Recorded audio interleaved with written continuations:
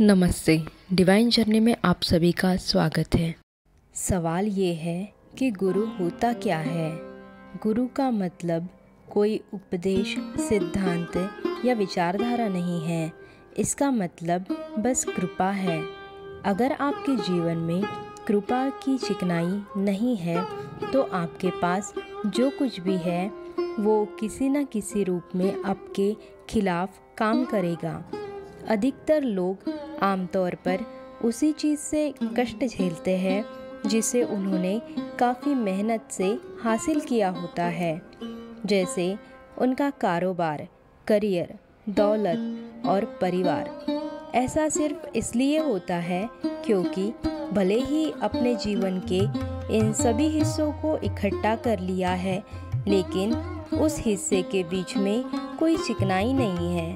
इससे वे आपके फ़ायदे के लिए अच्छे से काम नहीं कर पा रहे हैं। अगर कृपा न हो तो जिन चीज़ों को पाने के लिए आप कोशिश करते हैं वही आपके खिलाफ हो जाती है।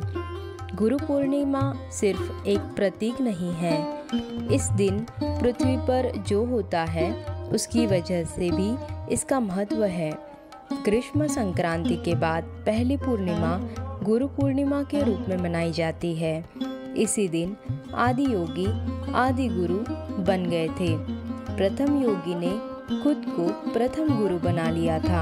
आपको ये कहानी जाननी चाहिए। लगभग 15,000 साल पहले हिमालय के ऊपरी इलाके में एक प्राणी प्रकट हुआ। कोई नहीं जानता था कि वो कौन है और कहाँ से आया है। इस शानदार प्राणी का मूल अज्ञात था। जब उसके परमानंद से उसके शरीर में कुछ हलचल हुई तो वो प्रचंड नृत्य करने लगा। जब तीव्रता अपने चरम पर पहुंच गई तो वो एकदम स्थिर हो गया। लोगों ने देखा कि वह ऐसा आयामों का अनुभव कर रहा था जिसके बारे में ना तो कभी किसी ने जाना था और ना ही उसकी कल्पना की थी।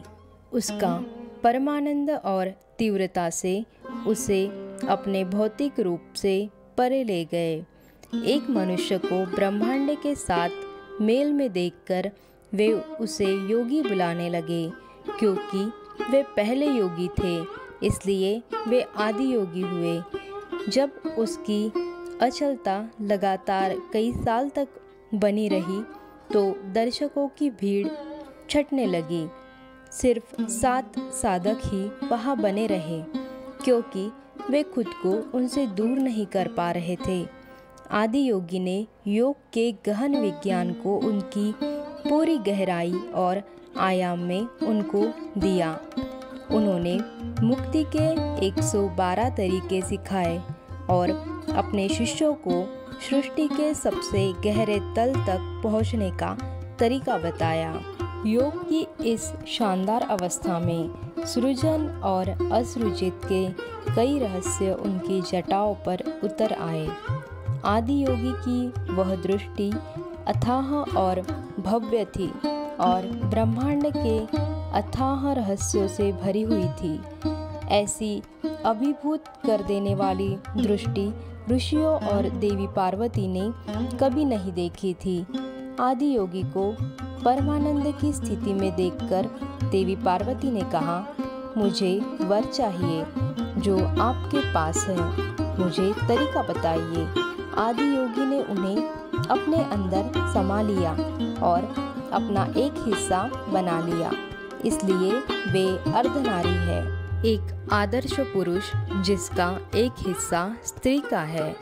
इस शानदार मेल की भव्यता को देखकर हमेशा उनके साथ रहने वाले गणों ने पूछा, हमारा क्या होगा? आदि योगी बोले, बस मुझे पी लो। जिसने उन्हें मद मत्त जीवों में बदल दिया। 7 ऋषि, जिन्हें सप्तऋषि कहा गया, योग के पवित्र विज्ञान को उसके सभी रूपों में दुनिया की मानव आबादी तक ले गए, जिसने सभ्यता को पैदा किया। ये शानदार प्राणी अतीत का नहीं है बल्कि मानव जाति का भविष्य है, जो मानवता को उतार चढ़ाव के मति भ्रम से भीतरी परमानंद की ओर ले जा सकता है। आशा करते हैं वीडियो आपको पसंद आया होगा। वीडियो को लाइक, शेयर और सब्सक्राइब करके कमेंट ज़रूर करिएगा।